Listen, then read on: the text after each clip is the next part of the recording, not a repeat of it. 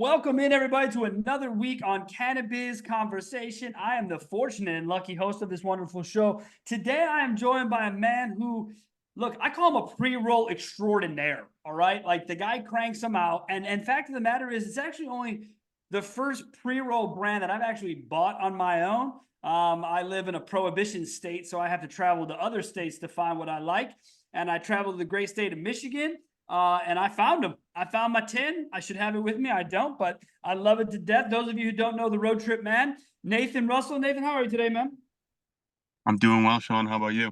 I'm wonderful. Thank you so much for coming on the show. We do appreciate it. I know you're a busy man, and I know that the lab is always cranking, so I appreciate you taking the time.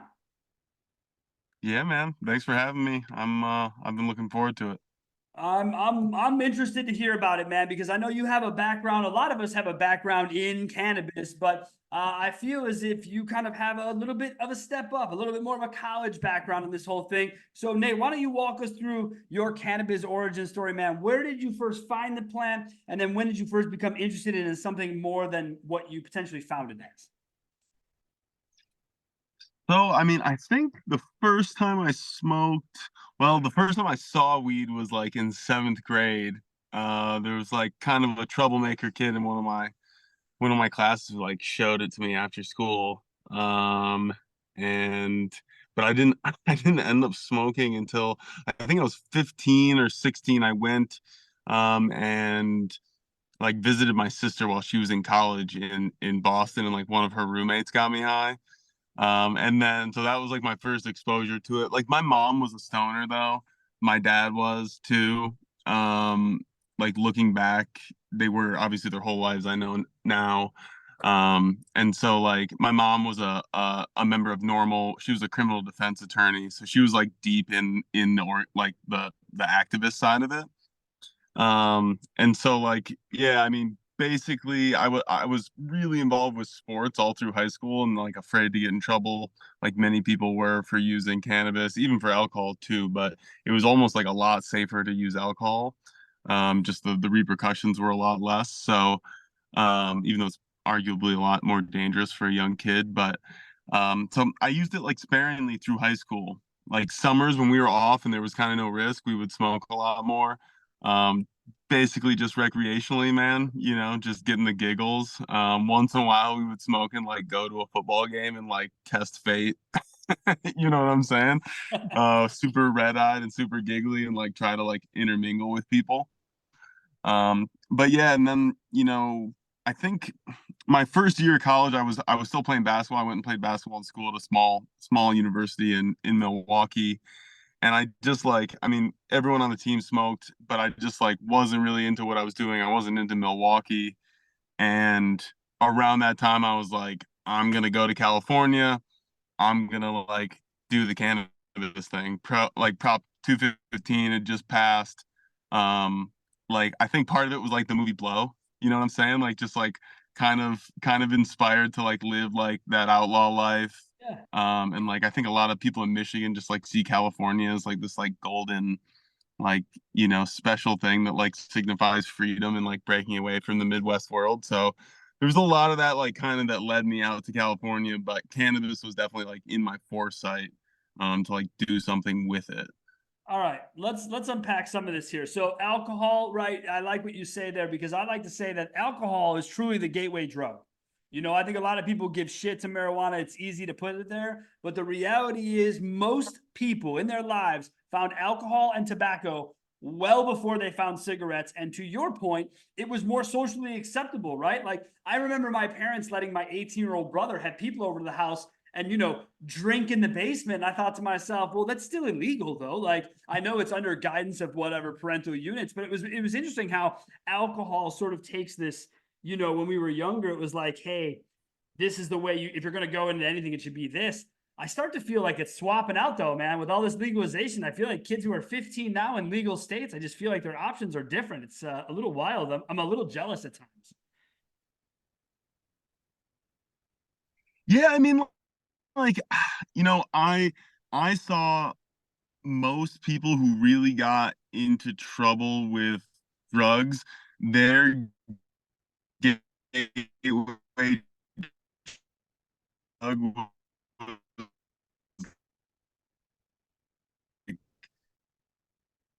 doctor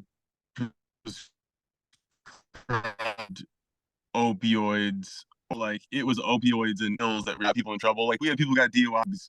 A lot of them were like hurt their back playing sports and got prescribed like Loratab or crazy, like some like really, really strong opioid when they were like 16, 17 and got hooked on it. And so like, we were just in that time period unlucky, where like people were pushing those pain meds and people weren't really like aware of how dangerous they were. So I saw a lot more people go down from that. Like I've seen a lot more safe consumption of alcohol like recently. I think there's a better awareness of it, but I don't think you're wrong. I mean, the data shows that like teen use of cannabis goes down in legal states. Yep. I So was it's just, I mean, almost look, like what we see in Europe with, yeah. yeah, no, go ahead with the Europe. Oh, That's go ahead, another brother. great point. I mean, it's just how we evolve so slowly in some areas, and it's just interesting to look backwards on it. Yeah, I mean, almost everywhere you look, when you make it available, you regulate it, you normalize it. There's safer use, there's less use by the youth. It's like kind of proven time and time again, but we have a lot of things that kind of culturally kind of trip us up in America. And we're a divided country, so it's hard to get a lot of these things done, even if we do have, 60% is usually not enough to push something through. Just because we not enough people vote, we're divided enough that, that 60% is basically 50-50 when it comes down to it. It is, and it's not enough. You got to, the majority has to be there. And look, like I said, I live in Wisconsin, right? This is an island of prohibition. I mean, we're up to almost 80% of people polled in the state of Wisconsin want adult legal use, right? So now it's a problem of the people who are in charge to use the voice of the people aren't using the voice of the people. They're using their politics and their nonsense. And I think that's where a lot of the bother, at least in my end, comes in, living here and watching it happen and know that I mean, I grew up in the Colorado game, right? So I was in the Colorado, pot game 2005 on. And it was something that the evolution was so cool. I mean, Nate, dude, we used to grow, right? My wife and I would grow, just a small grow, 100 plants, whatever, no big deal. A lot of work, but no big, not huge scale. And, you'd take a couple ounces in a backpack, go over to my buddy's dispensary, crack them open, have a smell. Oh, I like these. I could probably sell this. I mean, it was just so much more fun that way, and now it's just so like regulated and seed to sale, and there's no other business like it in the world. It's sometimes it's annoying, and I can't imagine regulation wise. I know you're a fan of regulations if they make sense, but I think you see a lot of wasted regulation dollars and cents going on as well. Yeah, I think I'm in, an interesting position because I come from the legacy market. Um, I'm still pro black market. I'm pro hustle. I'm, as long as cannabis is illegal, I'm kind of anti-police who are enforcing that. But I, I think regulation is a good thing. Like, I think, I'm a capitalist. I'm not a libertarian by any means, though. And so like I think there's a line there where, there's a lot of people here who might hear some of the things I say and like they might assume that I'm just like anti-regulation all around.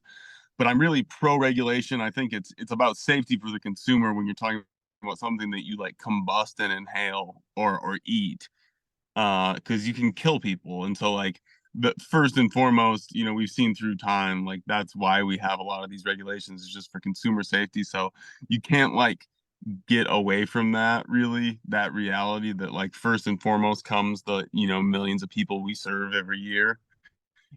And whether you like there's bad actors in the game and even people who like might be good intentioned who if there wasn't regulations in place would end up hurting people. But what we've seen is, I think for a variety of reasons, what's ended up happening in cannabis is absolute crazy overregulation. And I think a lot of industries feel this way. And there's like, people talk about red tape and bureaucracy and government a lot when they're dealing with them. And that it just exists. But we've seen in the cannabis industry, right? We deal with it on every single level. And I think the federal taxes, the state fees are super high, the regulation is incredibly expensive. And I think like first and foremost, there was minerals.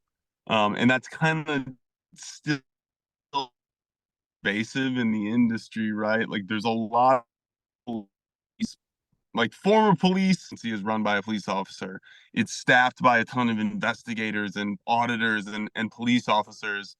And there's not people who are like supply chain managers. And like it's a $3 billion industry. Like where does like a cop get off managing that sort of thing? So there's a little bit of just like what they've seen, when they look at the industry, they think about enforcement and fines and rules as a way to fix it, instead of like how they might look at the corn industry or the auto industry in ways how they can support it, and that it's really like a huge job creator and needs to be supported. And so like there's that piece, and then there's the second piece of like it can make you crash a car if you're high, right? It is a pharmaceutical in many ways. It does need to be regulated. Is track and trace for bullets? We don't have it for alcohol.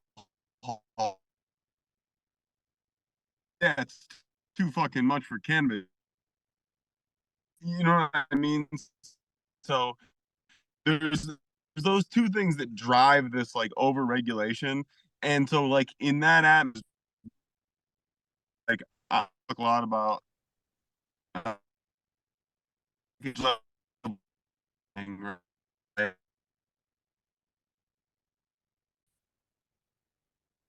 So I think we can both agree overregulation is part of the problem. And again, I think you're right. When you put police in charge of regulation, when they go back and think about how to approach it, it is through that lens. And I don't think that's very helpful, right? And I look, I would say that if we had just because we pushed really hard to legalize this wonderful plant, we shouldn't have had to work that hard, but we did. And when we did, it just seemed like as soon as it went into legalization, the only way to get that passed by, Congress, senators, whatever bullshit it is, politically, you had to add in all these safeties, right? All this seed to sale stuff, all the scanning, all the oversight, video cameras, et cetera, et cetera, et cetera. And it would never ever happen in alcohol, dude. It would never. There aren't cameras in the fucking brewery around the street from my house. No one's paying attention to how much barley this guy puts in. Give me a break.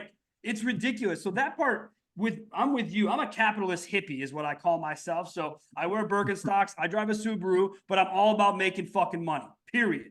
End of the day, that's what I'm here for. That's what it is. So I get it, but making it to make it on the backs of people who are trying to do something to further a plant is really annoying. Yeah, it's tough. I mean, I think there's a big piece too, that the really big players in the game, and maybe it's they thought a little too much of themselves now, but a lot of the really big guys aren't going to fight this because they have long enough money where these extra costs, they benefit the big guys, right? They can deal with them better than a little guy always. Like Okay, but it's Nathan, let always me a ask you, tax. bro, how many of those really exist now? Let's use the MedMan as an example, right? 3 years ago, that would have been on the list as the big guys, right? At least politically speaking. It's a fucking train wreck. How many true, big, long-lasting players do you see right now? Because you're in it. You see it every day. So, because I know the number's not as big as maybe LinkedIn or other people want to make you think it is. I think it's really small. So tell me, what is it, man? How many are there really?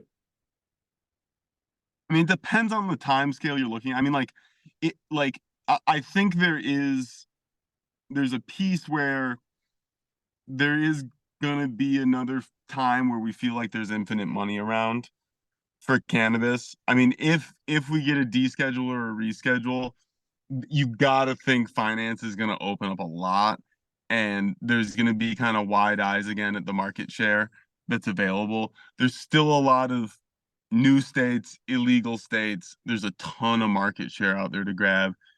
Um, and I think that's where you'll see Florida, Illinois are good examples of how, like people like Trulieve, like you look at the top 20 MSOs to answer your question, like I think 10 years from now, there's probably still half of them left. Okay, perfect. But the question is, like, maybe by name.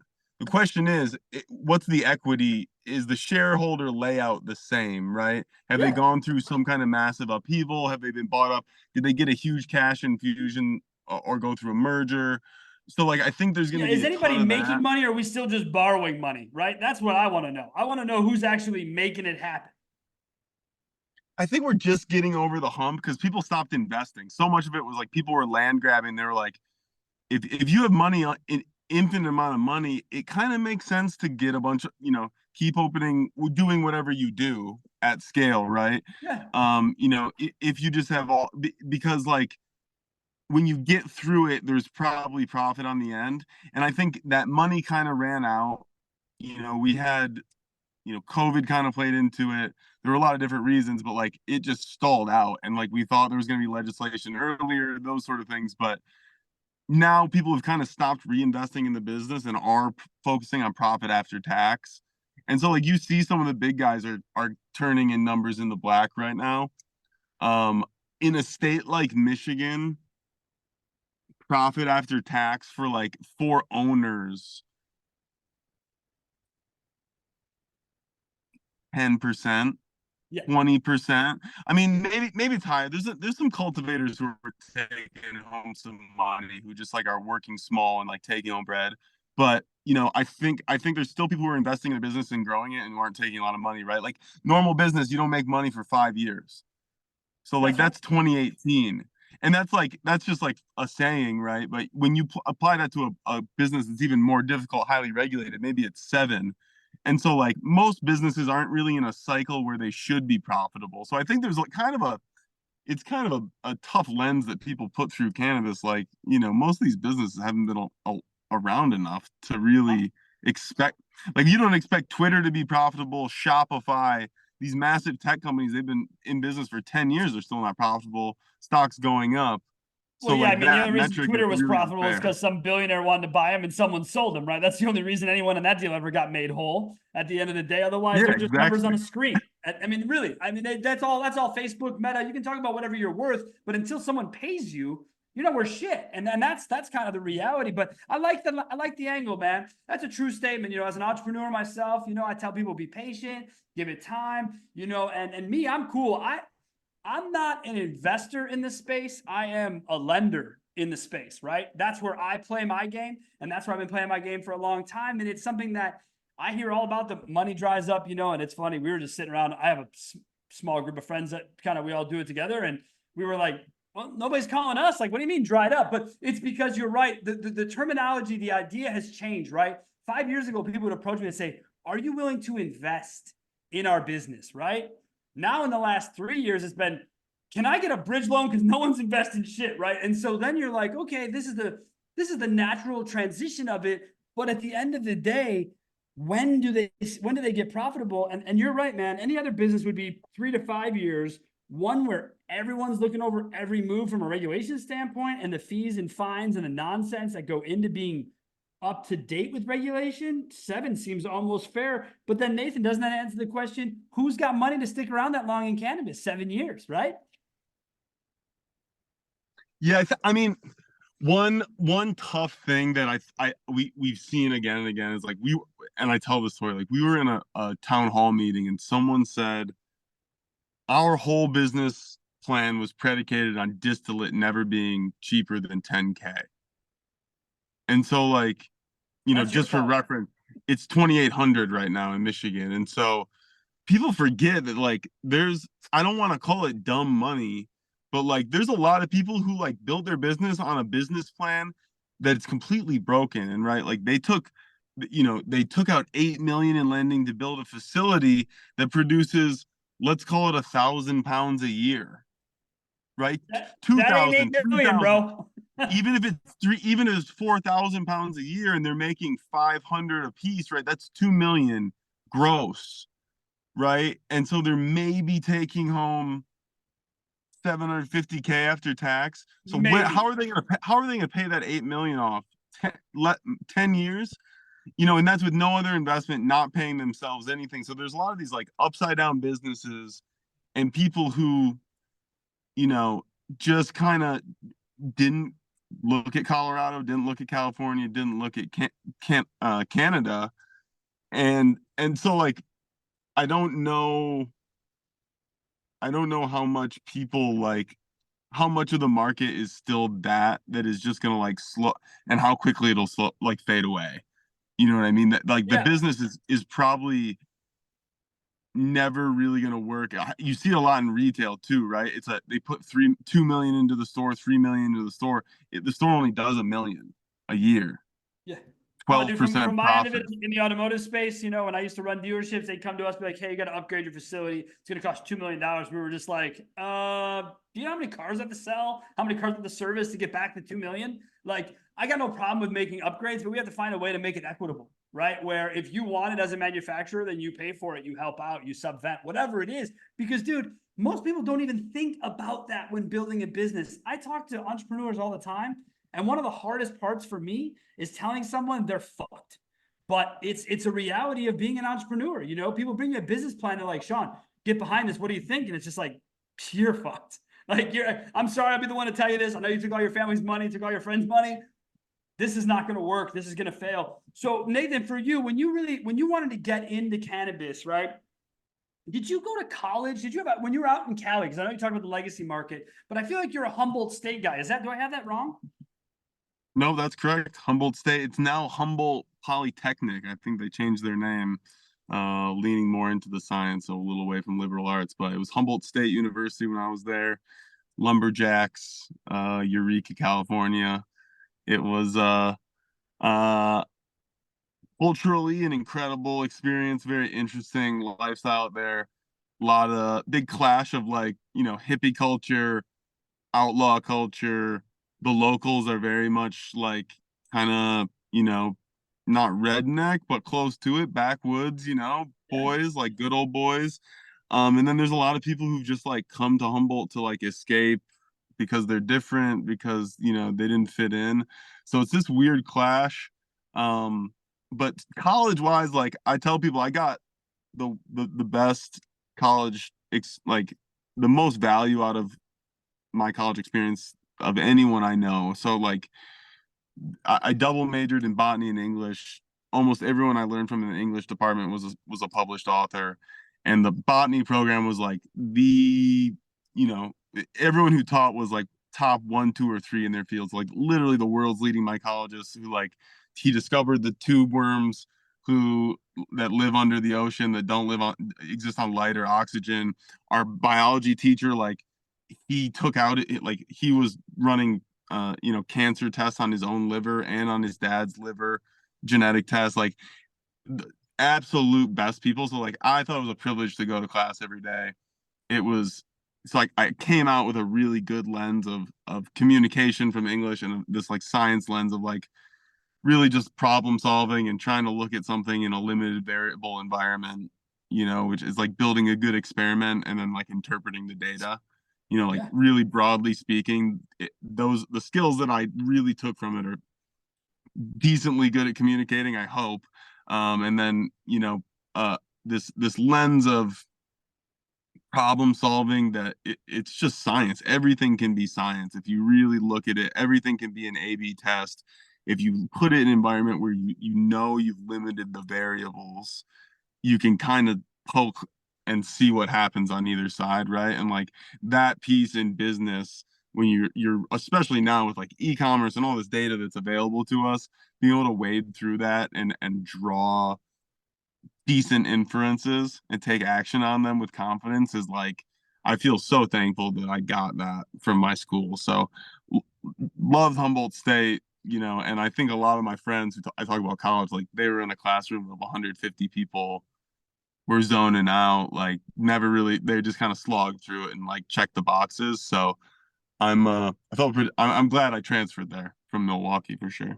That's awesome, man. That's awesome. Yeah, I didn't go to college, but I mean, I spent my fair share of visiting my buddies at college.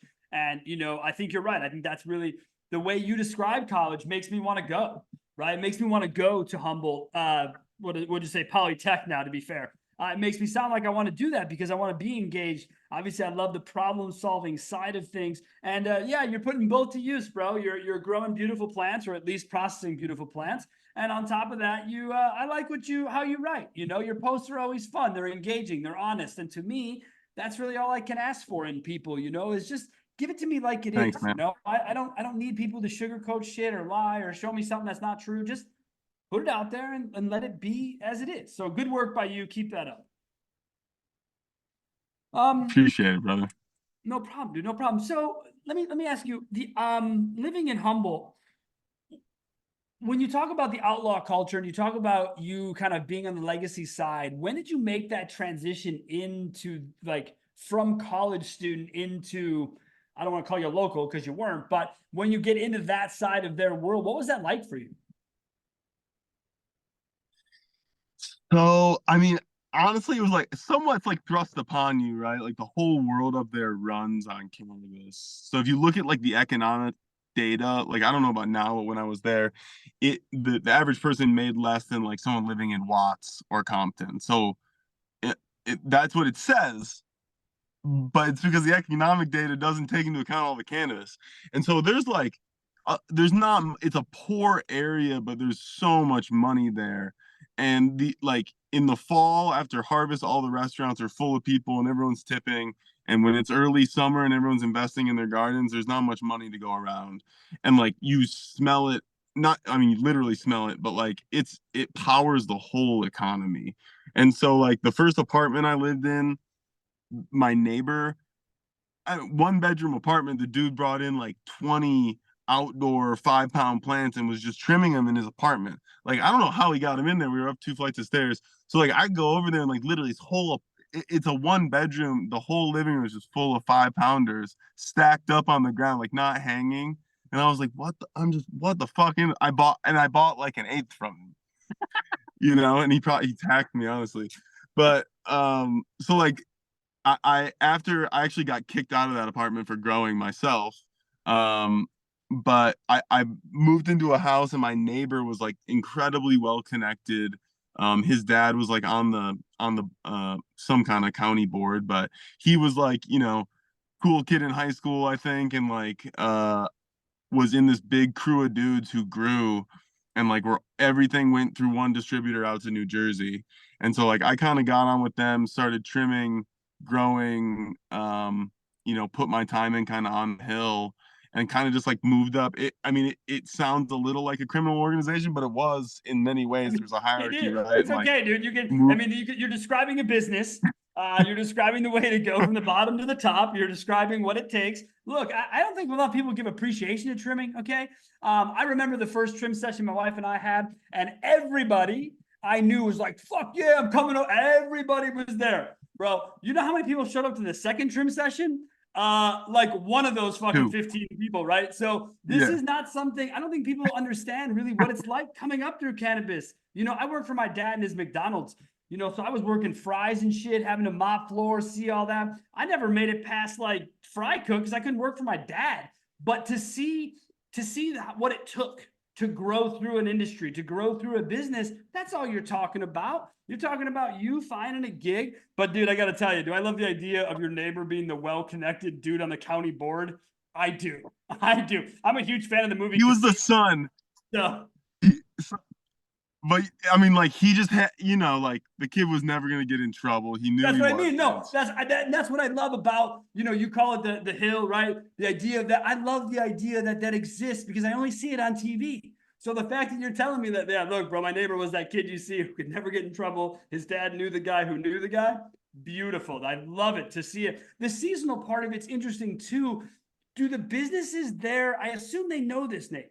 They're not Oh yeah. their revenue based on what we were talking about earlier, building your business model, right? The guy who built the business on 10K distillate, now it's 2,800. He's in trouble. But do they arrange their businesses to support and to kind of walk away when the people follow? Was that what you saw there? I mean, they would have to. I mean, like there's a little bit of tourism up there. It is like the heart of the redwoods, right? Like people come up there. Um, the tough part is like the fall when there's harvest, there's a ton of people who come into town. That's also when the kids come back for school, right?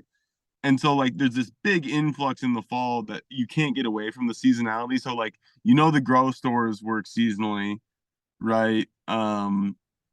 And I would guess that the restaurants would too. I don't know if it's the same as it was. I know since it's gone fully legal, it's changed a little bit.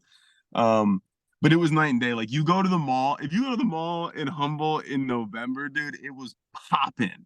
Like it was absolutely fucking popping. And you go in July, like August, before anyone's harvested, maybe July, there's a lot of Ghost deaths town. coming off. Nothing, right? Like, so yeah, I'm sure the businesses had to, react to that. The seasonality of that part of it, I think, is definitely wild to me. So, all right, we've talked a little bit about the journey. We talked a little bit about what's going on in the world. We like to open up the second half of the show for you, the guest. We want to hear what you think people need to hear about, talk about, aren't aware of. So, what is on the top of your mind as it sits right now, my friend?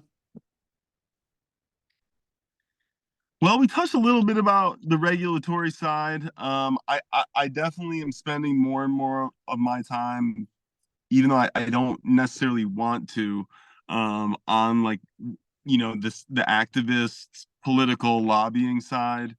Well, there's not enough of it, man. Michigan. That's why we lose out a Yeah, lot, right? We don't have enough people on the Hill. We don't have enough people totally. on the Hill in DC. We have enough people on the Hill in Humboldt. We do not have them in Exactly.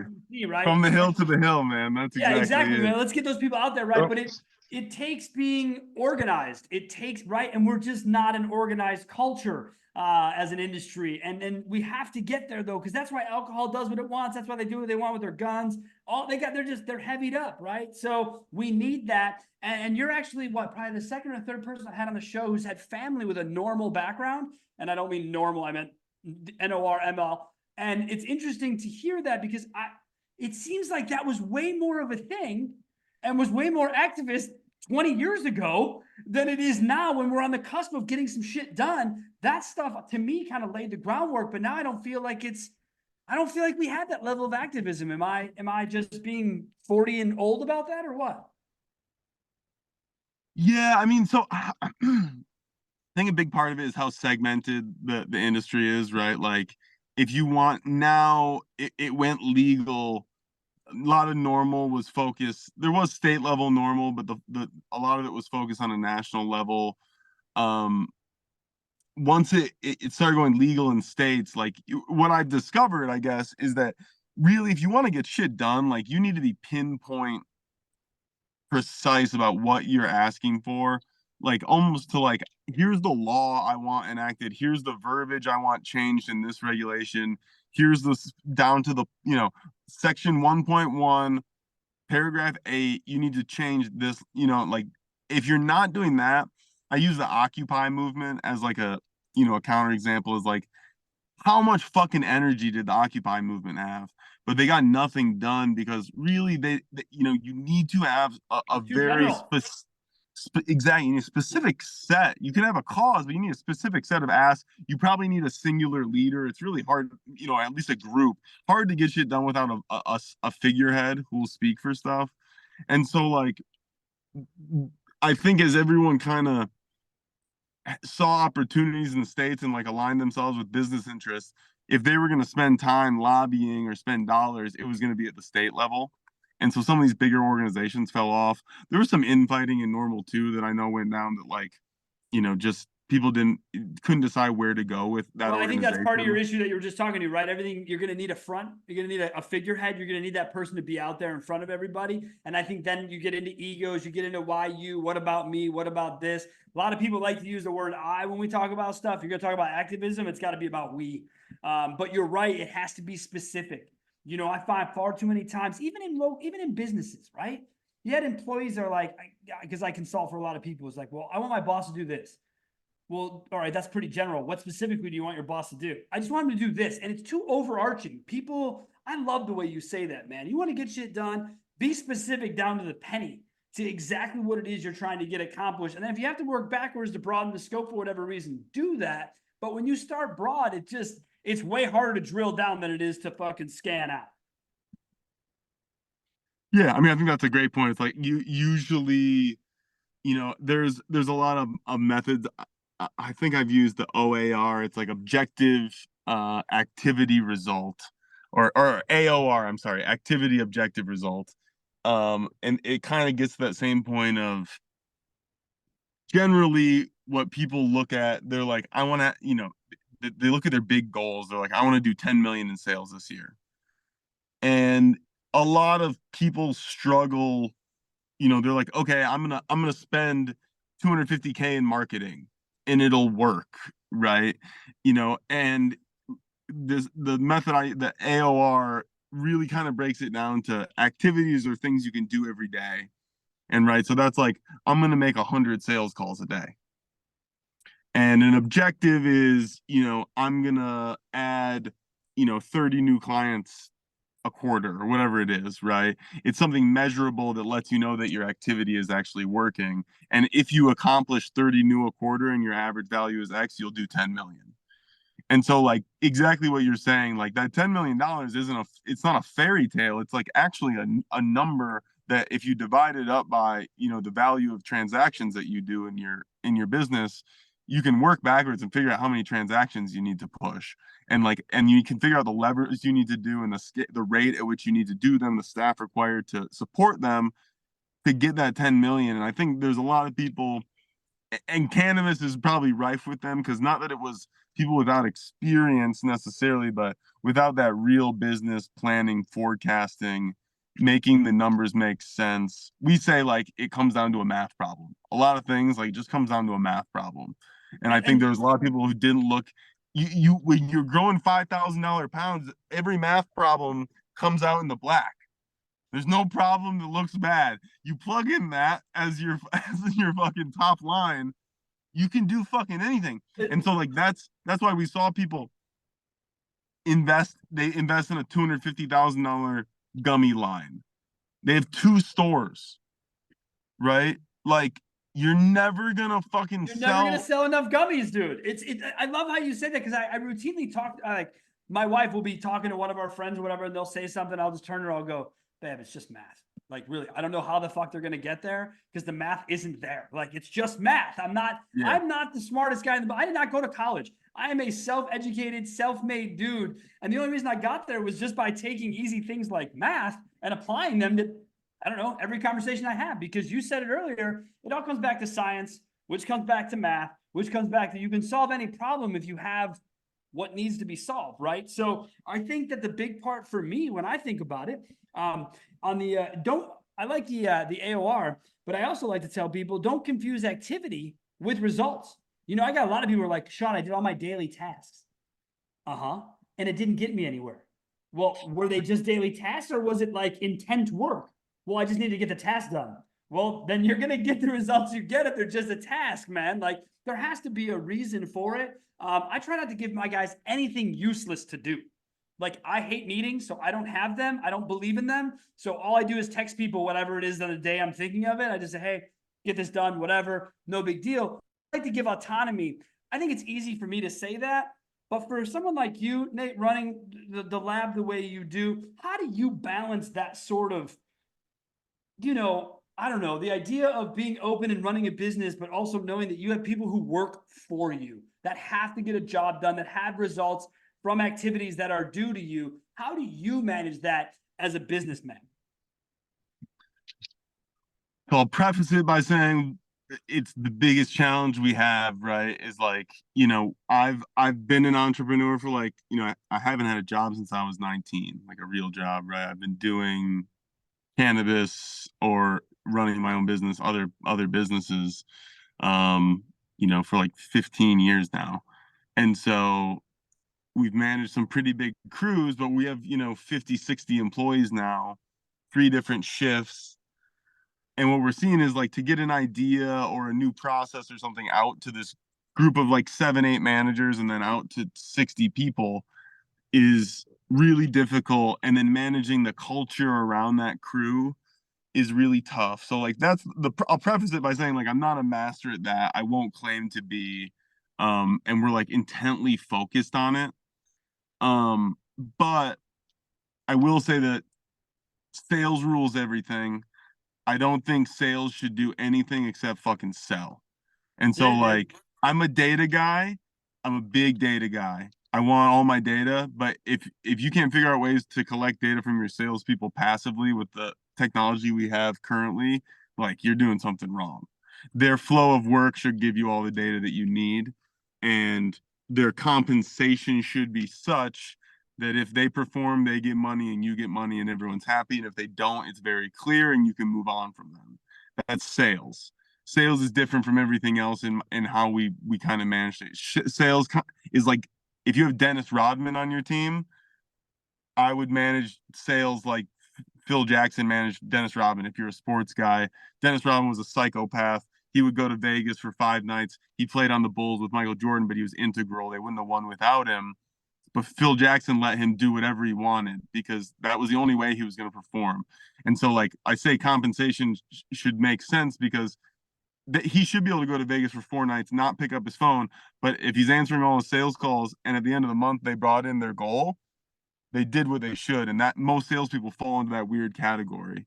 And then everybody else, we try to really develop people. We're up in Northern Michigan. We don't have this incredible talent pool. And so we really want people to stick around for a long time. We build our compensation so they will stay for a long time. But trying to land again using the sports metaphor, but like I come a little bit from the Michael Jordan side. That's like fuck you, perform, get on my bus. If you're not on the bus, like if you're not gonna like do everything you can to win, like get off the bus. And all right, but so it's 2020, it's 2024, and people don't necessarily. And I'm also a workers' rights guy, huge labor guy, very progressive on that side. Work should be safe. Work should make you happy. Work should be fulfilling. Like work should be a safe place, and like you should be able to develop and like so like to balance those two ideas is very difficult, very very difficult. We work on it all the time, and it's um but I also think solving it will be why we win. Why we win out against other people. and I'm going to give you some free advice. If I did the math right, you're about 35 years old. Correct. Okay. I'm 43. All right. When I was 35, I said almost the exact same thing, dude. I had salespeople work for me. I was like, look, if you hit your number, whatever, do whatever, do whatever, do whatever. You know what the reality is, bro? You got to fire those fucking people. And I'm going to tell you why. Because if it's not your process that everyone follows, then they're free agents. They're doing whatever they want. They'll continue to do whatever they want. You want to get people who want to be on the bus. Jordan, if you ever read about it, I grew up in Chicago during those times. He did not like Dennis Rodman. He likes winning. If he had it his way, he would have rather seen them find a different way to win. Because at the end of the day, the hassles sometimes outweigh that. So what I would say to you is just be sure. Because I used to let my guys off the hook too. And I took a lot of shit for it from people. And over the years now, I've learned, damn it, dude, I can't have rogue people. I can't have people who do shit their own way, who blow me off. Net result does matter. Yes, it does. But the road and net result, what if the person's super inefficient? What if that person could have done 25 calls had they done it your way, but they did it their way and they just hit their number? What if they could have exceeded their number by following a process? That's where I go with it. Now, that was just I me. don't I don't disagree. I'm a big process guy. I think there are ways you measure your salespeople's output if they need to, but again, like generally business is a math problem. There's different times when it's not just the top line is what you're going for, but a lot of what I say, like when you're manufacturing and your sales focus, you'll take hits on the manufacturing efficiency if it means sales gets what they want. And a lot of people forget when you say sales focused, what you really mean is you're customer focused, you're consumer focused. Sales is your only conduit to fucking reality. If you let engineers and manufacturing people produce all the goods in the world, you know how shitty iPhones would be? Like like in general, Apple and iPhone's a bad example, but they're actually it's kind of good because the reason iPhone got so good is because of their app store. And what they did was they let their iPhone go out and for free and let app developers build it. Apple didn't. It's just that it is a great piece of hardware, but it is an okay example of that. That really what they did was iterate based on consumer response. Yeah, I mean, And engineers can't sell shit. That's why they're engineers. I've been and selling. they can't take criticism. They're gonna engineer the coolest No, fucking thing in the no, they world. cannot. The scroll wheel on the BlackBerry, right? Like it's incredible. It is so cool. Guess what? Nobody fucking wants it. No, dude, Sorry, I had a bud. BlackBerry. That thing sucked. You didn't use it. It was cool, but it didn't get used. It Have you wasn't seen like that movie? Have you seen the BlackBerry movie with no, I Glenn haven't. Howerton? Oh, it's No. it's awesome. It's really really good. I'm gonna have to check that out. I did definitely have one. No, you're right. I mean, look, I get that on the engineer side. Again, I've been selling something since I could be selling something, right? I had my first business. My mom always jokes was my own home cleaning service that was about getting me paid over my allowance because I had lazy siblings who I knew weren't going to do shit, but I wasn't just going to take my pay for doing their work. We needed to negotiate. So my mom had me create this business and shit. I was like 8 years old. And so from a really young age, the entrepreneur mindset was really there. And I got to tell you that I love selling stuff.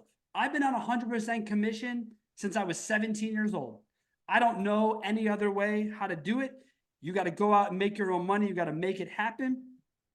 But man, I'll tell you, younger people today that we're looking at for salespeople in their 20s, it's just a different level of work ethic. Do you run into that, Nate? Are you seeing that younger people aren't as motivated by money as potentially maybe guys that were, maybe your age or maybe a little older were? I just feel like the part of sales that gets people motivated is cash. Yeah, I mean, so this is where my hyper progressive side will show. Like I got a lot of different facets to my, if you want to say, political beliefs, but or my moral structure. I'm a labor person more than anything. uh I think even if you, when you start at like my generation that went through 90s, grew up in the 90s, like the height of America, basically, late 80s into the 90s. And then 9/11 started this very interesting like spiral that we're all pretty aware of. The litany of like what it's been to be a young adult and grow into an adult from 9/11 to 2008, right? Through COVID and different financial crises. And at the same time, we've seen, this like uptick in whatever you want to call it in America. There's grinding in the culture in America. It's not as happy as it used to be. It's always been there. Maybe it's more on the surface now. A lot of different components to it, right? But I think kids growing up today don't feel optimistic. And when you don't feel optimistic, it's really hard to strap on your boots and work for someone else. And so like, you know, we've also seen a lot of entrepreneurs be villainized, like some fairly, right? Because they impact the environment so much, right? They're maybe don't treat their workers so well, right? There's a lot of like conspiracy theories around people like Bill Gates and like that are just not true. But like a lot of people's uh role models, they're YouTubers who aren't bad people. Like I dig YouTubers too, but like, we've seen this like the capitalist side hasn't necessarily put people in a place of optimism for the future, and then the people who brought us here aren't necessarily revered as heroes. So like you partner that with like this much more emotionally aware generation, the last couple, who want more out of life than just going to work 9 to 5 and stacking bread, and like want more fulfillment. You put all that together, it's like, I don't think it's that people don't want to work. Like I don't buy that at all. We pay our people so well. We have fucking line out the door. We never have a problem with people wanting to work. It's just like everything costs more. You got to pay people the right amount, but people also want to be fulfilled. And we spend a lot of time making sure we check that box too. And that like people are working here for more than just money. And that piece, I don't think it's that necessarily that people back in the day didn't want that or didn't care about that. It was like when they went to work at Ford Motor Company, they actually did get fulfilled. They felt like they were working for something bigger. They felt like they were paid fairly. And now, man, it's hard to check both those boxes, man. And Yeah, so well, I like mean, I yeah, don't I think it's a motivation problem that's on the supply side or on the demand side, I the guess you demand could side. say Yeah, I was from gonna say I'm with you there yeah, because again, at the end of yeah. the day, I mean, fulfillment is fulfillment, right? So, and I can't tell people what fulfills them. It's probably not what fulfills me or you or whatever, right? So everyone's got something different. I like that part of the business, man. I like the fact that you say that and you speak from a good position. I like when you kind of stand up for a generation and say, hey, look at what was happened. Look at what we've been through in that way. And again, it's about where you grew up in, right? I grew up in the Chicago car business in the late 90s. If you weren't money hungry, you might as well go home. If you weren't, aggressive and ready to cut somebody's throat because you wanted the car deal, that's how it was. That's what I grew up in. It took me longer than I like to admit to get rid of that mentality. I mean, I used to look at salespeople in my office by letters. They didn't even have names. They had letters that managers associated with them. They would come and fill them because I didn't want to know. I just want to know production. I want to know who sold shit, who didn't. That way I didn't have to think about, well, so and so didn't sell cars, but he's got a daughter. That's how shut off and gross I was about my data. Because like you, I've been a data nerd since, well, I mean, I got into Google Analytics for websites in like when it came out in 05. I'm stupid nerdy like that. I love the data, but I manage my data. And that was a mistake of mine that I wouldn't change because it helped me become who I am. But moving forward, it's certainly something that I definitely put in perspective. So, all right, you've been more than gracious with your time. You are a man who's busy, needs to get back to the lab. Let's wrap this up. I like to do it this way. Nathan, what's the one thing you would leave with people right now who are thinking about getting into the cannabis space? A man who's been in it a while, has done well, is learning as he goes on certain items. What would you recommend or give as a suggestion or warning even to those trying to enter the space? I would say like at this point in the industry, a passion for the plant is not gonna like equate to the passion for the job that you have. Unless you're like already have marketing experience maybe and are getting into marketing or maybe sales or cultivation where you're working directly with the plant, talking about the plant. Like most of where the industry is going is CPG goods, which is like consumer packaged goods. It's like if you were working at Lay's. And so like a lot of the day-to-day jobs that are gonna maybe not today, but if you look out through the next 10 years, they're gonna be a lot more like working for Pepsi Cola. And so like align your the plant is your is like secondary, right? Are you interested in supply chain? Are you interested in marketing?